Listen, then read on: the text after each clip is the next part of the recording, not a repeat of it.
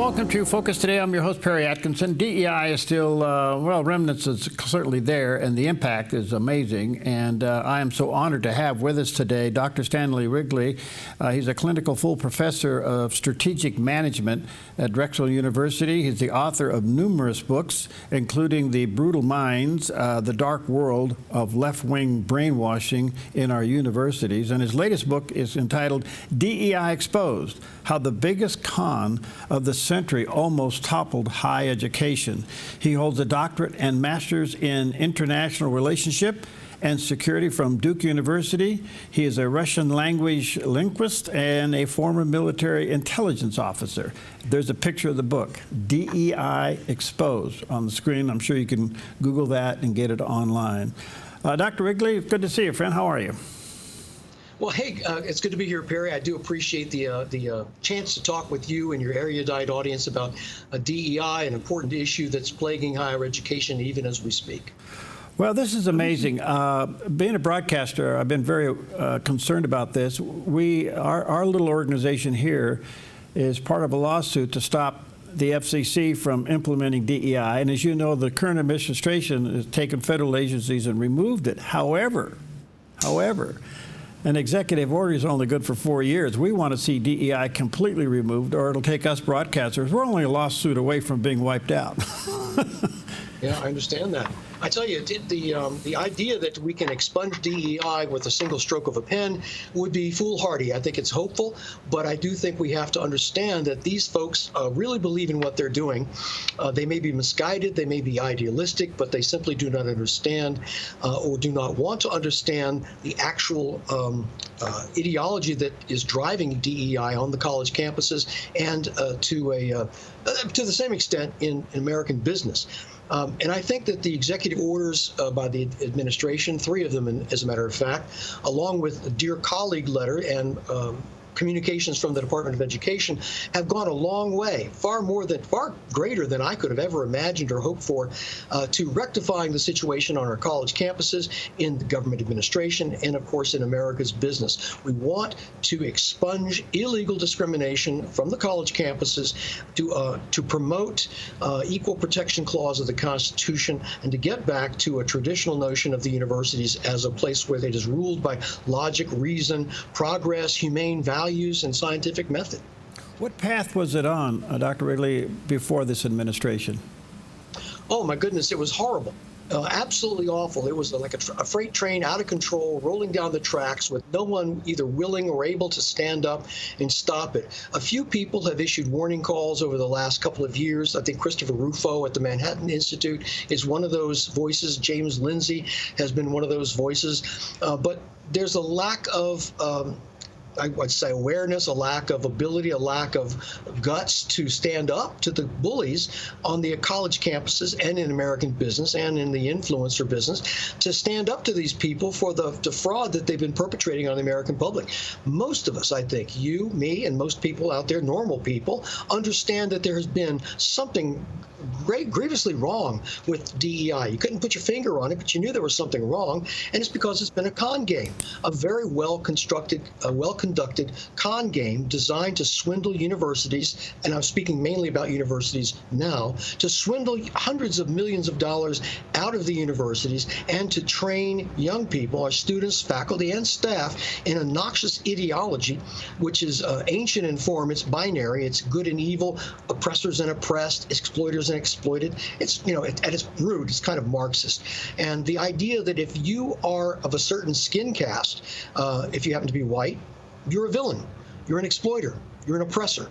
If you happen to be a person of color, and this is only by convenience, then you're a victim. You are exploited, you are oppressed, and we must act according to this theory's dictates, not according to our own experience as we experience the American life, but no, we have to act, behave hyper-suspicious, narcissistic, delusions of grandeur, attacking other people simply by virtue of their superficial, immutable characteristics. This is at root the problem with DEI. Is it an outcome of affirmative action? Certainly attached to it, certainly connected to it in the sense that affirmative action began back in the 1970s. And it has grown, I think it's more of an outgrowth. If you look at Dinesh D'Souza's 1991 book, Illiberal Education, that was a book that was so prescient that tells basically where we are now. It's predicted where we are right now. It's gone through the multiculturalism, cultural competency, critical theory, critical race theory, critical legal studies, on up into its current manifestation, DEI, which is basically the executive arm of critical race theory. Yeah, that's where I was going to go. So let me ask you this. Do you see universities voluntarily stepping away from this, or are they being forced to step away from it because it's connected to grants and money? Oh, well, there's a lot of grant money that has been going to folks who are investigating systemic racism and institutional racism and that sort of thing. And along with the National Endowment for Humanities and, of course, health-related grants that are looking at the health effects of institutional racism and that sort of thing. It's been a bounty for folks. And I think that universities will not voluntarily ever step away from where the money is coming in, no matter how right and proper it might be. But I think that what we've seen in the last couple of weeks with respect to the Department of Education's diktat to universities that you will obey American civil rights law, you will observe equal protection clause of the Constitution, or you will put your own federal dollars at risk. This really got the attention of America's universities, and I think we're having a conversation now that is long overdue. Wonderful. I understand the University of Virginia has dissolved it? Yes, the University of Virginia last Friday, its Board of Visitors voted to get rid of its central DEI office. What does that mean in practical terms? Well, Virginia is one of the worst offenders in the sense that their annual budget for DEI operations was $20 million, or has been $20 million, with over 200 employees engaged in propounding this kind of ideology and supposedly working for a better world, one assumes. Well, the top two people honchoing this bureaucracy receive, they haven't earned anything, they receive more than $500,000 apiece in salary and benefits. That's not the worst of it. The worst is the third ranking person receives over $400,000 in salary and benefits. So that's $1.5 million going to three people doing what? Well, we don't know, because these are modestly educated people who have come onto the campus with no discernible skill set except to nurture, coordinate, foster, and uplift. And my goodness, if I could receive that kind of money for nurturing, fostering, coordinating, and uplifting, I might sign on to it myself. So that's what it means in terms of, with Virginia, in terms of eliminating wasteful spending. That's a lot of tuition dollars that should go back into the pockets of parents and students.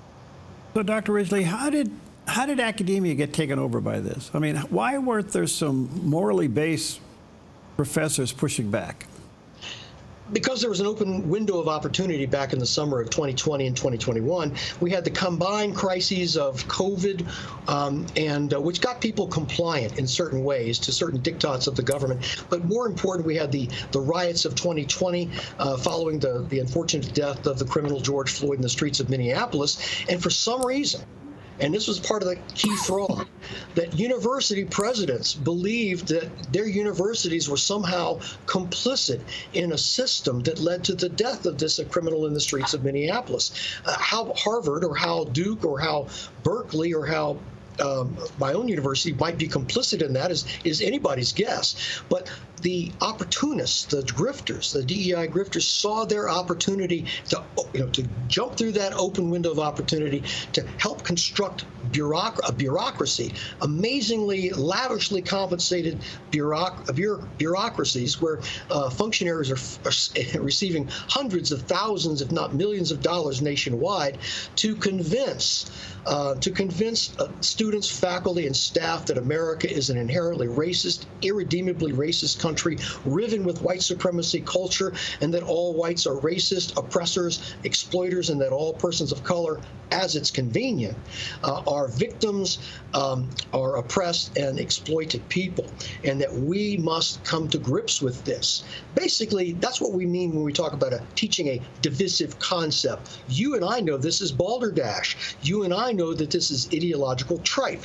But when you're taught this on the college campus by modestly educated folks with no discernible skill set, you tend to believe it if you're a student. And this has been the secret of DEI's perdurability on the college campus and why it's going to be difficult for us to uproot. I think it was because these people have a vested interest. They're getting lots of money. I mean, Upton Sinclair in 1934 said this. It's truer now than it ever has been. He said this: it is impossible to get someone to understand something when their salary depends upon them not understanding it. So does it meet the definition of a cult or a religion? It certainly does. My prior book, The Brutal Minds, talks about this explicitly because DEI training programs adopt and utilize clearly a lot of the cult techniques that we know about. Certainly cults like Synanon and the Unification Church, the People's Temple, they have certain highly developed techniques to recruit people to the cult. When it's imposed by coercion and requirements on a university campus, it can be very powerful and toxic, especially when contending views are excluded from the conversation. So yes, DEI definitely fits the notion of a cult when you've got an artificial, or I should say, a fictional worldview that is imposed on people, and that they're required to view the world in this way, in contradistinction to what their experience tells them. So as universities turn from this, Yep. Is there kind of like a revelation revival with students, or are they just caught in the middle? Basically, students are always caught in the middle with regard to the political machinations and conflicts that go on the college campus. They're trying to keep their heads down, get good grades, perhaps prepare themselves for a job after college, to become a better person, a more well-rounded person, which has been the traditional role of the university, to provide a marketplace of ideas where people can come to their own sense of what is right and proper. And we usually viewed the university as being a place where ideas can be discussed and may the best idea win. And of course, that's not the university today. It has not been that way for a long time. It's not a marketplace of ideas. It's more of a crucible of indoctrination. If you look at the high-profile people who are running the agenda, it was best expressed by a Marxist professor that was at Duke at the same time I was at Duke. His name is Frederick Jameson. He said that the purpose of college is to recruit cadres and train cadres for the struggles of the future. And of course, he meant Marxist struggles of the future, to win the Marxist struggle of the future. That's the purpose of college. And of course, it's not the purpose of college. The purpose of college is to perpetuate and to expose students to the best that has been thought and said, in the words of Matthew Arnold, and to perhaps generate new knowledge that can then be bequeathed and passed on to subsequent generations. So that's my view of what's going on right now. And I think the DEI really threatens the core values of American higher education. That's fascinating. All right, let me take a quick break. Let me say to our viewers and listeners that you can check out Dr. Ridgley's book. It's called DEI Exposed. There's a picture of the cover of the book available online. We'll take a quick break. We'll be right back.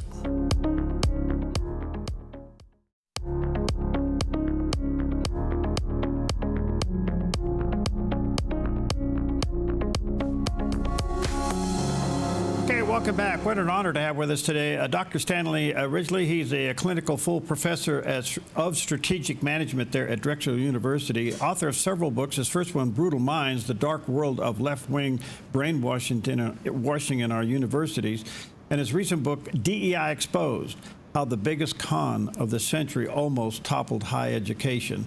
There's a picture of the book on the screen. I'm just curious, Dr. Ridgley, how have you survived as a conservative in the university world? Well, I think survival is kind of a function of courage. I'm not going to award myself the epithet of courage, but I think it's a function of how well you express yourself, how deeply you believe in principles, and how far you're willing to go to defend certain principles of when I know that something is true and I see something that is not true on a campus that is supposed to express and embrace the truth, and I see it embracing this fraud of DEI, and I'm referring to of course, how it's applied on the campuses, and I see young people being duped, people who are paying exorbitant tuition in many cases on the campuses nationwide. I say that there's an injustice being done here. We hear the word social justice too often on the college campuses, which is usually a fraud, I should say a proxy for something noxious that people are planning, because young people like to say social justice. I'm working for social justice. Basically, anything that they want to do, that they want to kind of lay over with some good feelings, they'll call social justice. Well, you look at what they're actually talking about, and there's no justice involved in it, just a lot of socialism. And so when I see this kind of thing going on, I don't hesitate to speak out. And I just wish more people would speak out when they see something that just does not comport with reality. Well, let me commend you for your courage. Thank you, sir, for being there. The question I was thinking about during our break, with the rise of anti-Semitism at the university, it seems to be in sharp contrast to DEI. The irony of all ironies could be that anti-Semitism could be the end of DEI.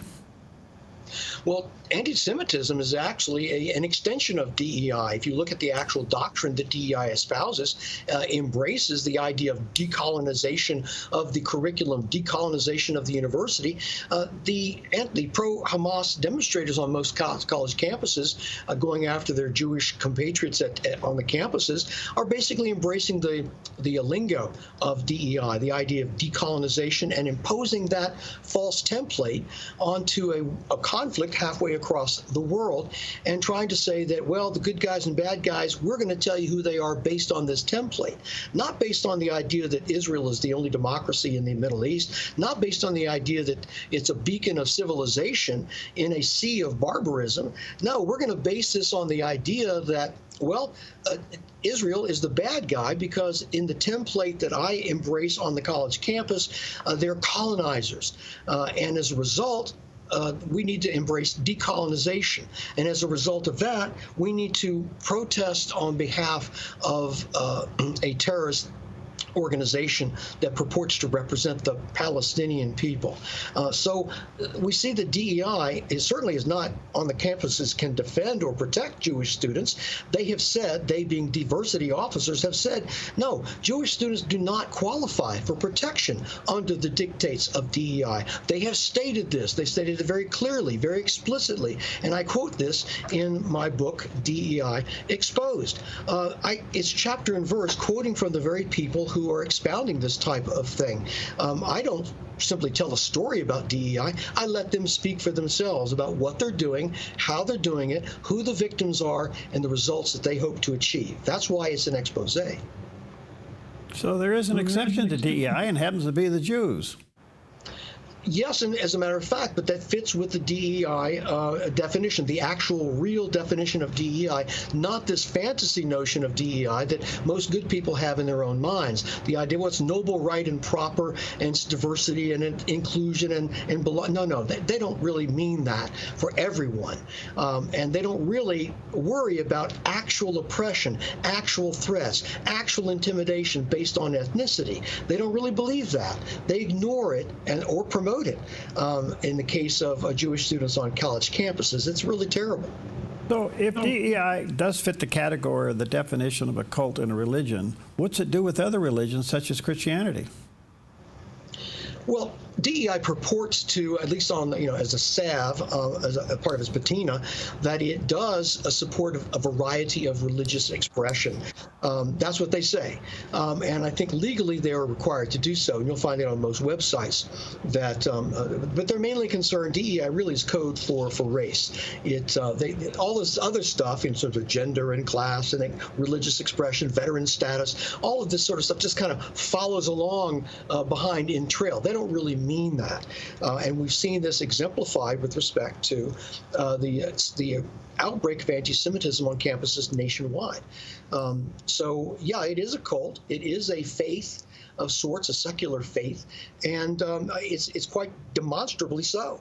In my book, Brutal Minds, I talk about how they do this, how they try to convince people to believe this alternative reality.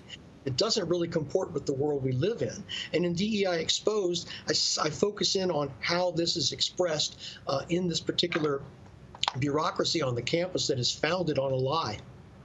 So if the universities are slowly being expunged of it, whether voluntarily or otherwise, being forced if they lose funding, the other part of DEI that is so damaging is not only in say, federal agencies, but corporate America is bought into this to the point of just being stupid. You kind of wonder what's the future for them.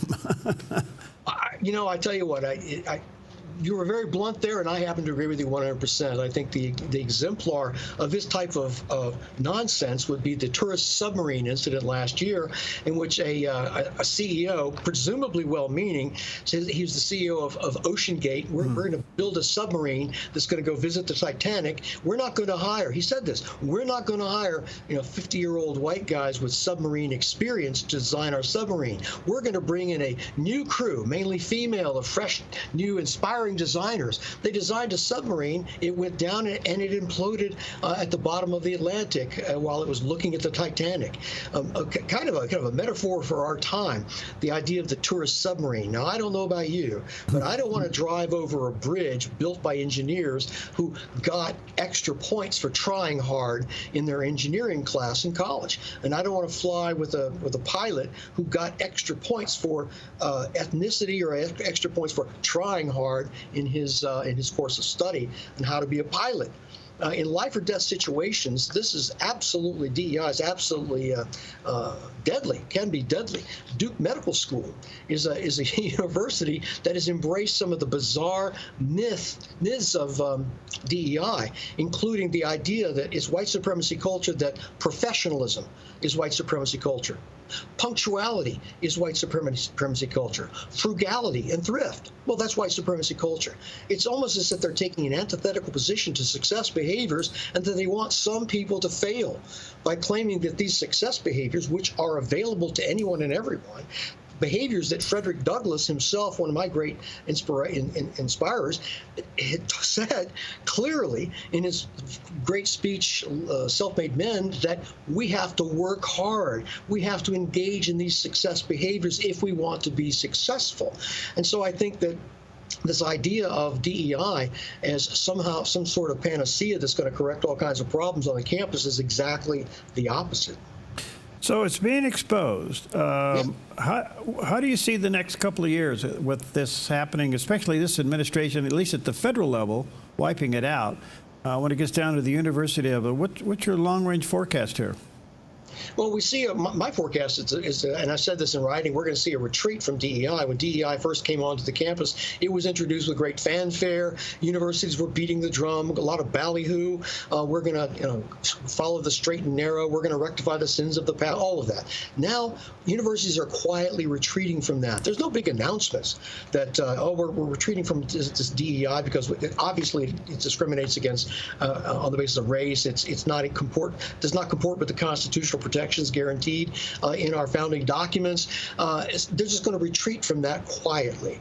And I've seen, investigating this, I've seen the rhetoric on websites changing gradually, slowly, backing off. People are disappearing from the college camp. People with titles of DEI person, DEI grand panjandrum, that person is no longer in that position, and that position no longer exists. So we're going to see a falling away of that. But what is something we have to really focus on? These people are not going anywhere. These people really need to be dismissed. If you want my opinion on that, they need to be expunged from the academy for the abuse that they have endorsed, the abuse they've engaged in on faculty, staff, and students especially. And until we begin to address that problem, we will always have a DEI shadow darkening the university.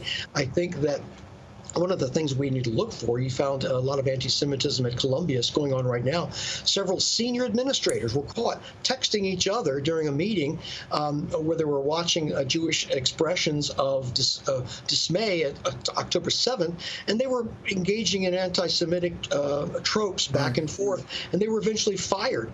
And so that's what I mean by personnel. And these are senior administrators supposed to represent all students. Unless and until universities begin to expunge these people and not give them training, as if that's going to do something for an anti-Semite. You know, well, we're going to put you through training, and that's going to fix the problem. That seems to be the universal remedy for this sort of thing. Well, we're going to give you training. That's nonsense. You need to fire these people and begin to get back to the fundamentals of a non-discriminatory marketplace of ideas where people can thrive and pursue their intellectual dreams. Well, I say amen to that. So do you think corporate America down the road, I mean, sooner or later we have to hire based on merit, or the quality of what we do as corporate America is going to be in the tank? You're not going to drive across that bridge, and you're not going to go in that submarine. It's just a matter of time. Well, yeah, I think hiring on merit, and I think it really eliminates the stigma that can attach to someone if there's a special program with special admit to bring a certain person in. They may have come into the university not through that program, but there's going to be a stigma attached to that. No one wants a stigma, and I certainly don't want to attach a stigma to anyone. I don't do that anyway. But that's one of the downsides of having a special program that will bring in a special group of people by virtue of characteristics that are immutable and something that people really can't do anything about.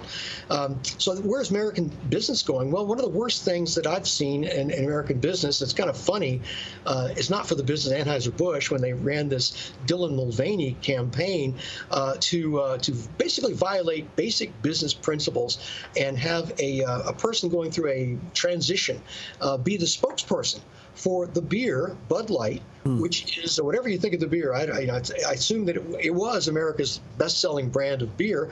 And this person, by the name of Hatterscheid, a graduate of Harvard, a graduate of Wharton School of Business, said, you know what, this beer has far too fratty an image, and we're going to change the image, and we're going to focus on this person who is a kind of a second-rate actor who's going to go through this transition from male to female, and this person's going to be the face of Bud Light. How absurd! And you use the word stupid. I rarely see stupid decisions in business as bad as this one. Of course, the woman who came up with it was fired, and her boss was fired for allowing that to happen as well. And Bud Light, the beer itself, is not recovered. I don't know that it's ever going to recover its station in that particular industry. But this is an example of what happens when theory trumps reality. And you get someone who is so divorced from reality, like this Alyssa Hatterscheid person, giving this person power and making these absurd statements that make no sense. My business students, when these statements are made to them, say, well, that's stupid. It's utterly stupid. Why would anyone do that? Why would you destroy your brand by doing something that's going to achieve some sort of notional social goal? Yeah. You're fascinating. Can we get you back? Yeah, I'd love to come back. I love to talk. My wife will tell you that. Where can they get the book? Where can they get the book? Well, you go to Amazon.com and you can find the book. It's available there. It's available on Barnes & Noble's site as well. You can go to my website, brutalminds.com, and keep up with my latest writings. And I urge you to reach out to me on LinkedIn if you'd like to connect and give me a message. But yeah, Amazon.com, DEI Exposed. Okay, check it out, DEI Exposed. Thank you, Dr. Ridgley. You're fascinating. We'll get you back, friend. Thanks for your time. That sounds great. Thank you so much for the opportunity. You bet.